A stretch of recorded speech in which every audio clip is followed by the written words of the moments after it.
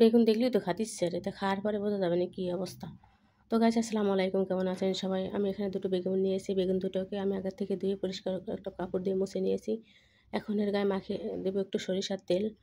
আমি যেহেতু বেগুন দুটোকে পুড়িয়ে ভর্তা করবো গ্যাসের চুলা এমনি তো মাটির চুলা নাই, তো গ্যাসের চুলায় পোড়াতে হবে।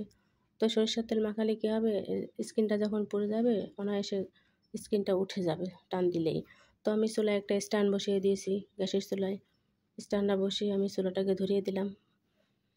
ধরিয়ে দিয়ে আমি বেগুন দুটোকে আস্তে আস্তে দিয়ে দিব। বেগুন সেদ্ধ ভর্তা ভালো লাগে না, পাঞ্চে পাঞ্চে লাগে।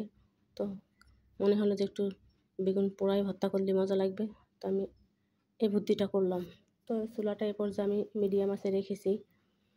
আর আমার অপেক্ষা করব 5 মিনিট। 5 মিনিট পরে আমি এটাকে উল্টে দিব। আগে আমার মায়েরা মাটির চুলায় ভর্তা করতো পোড়াইয়ে, খুব মজা লাগতো।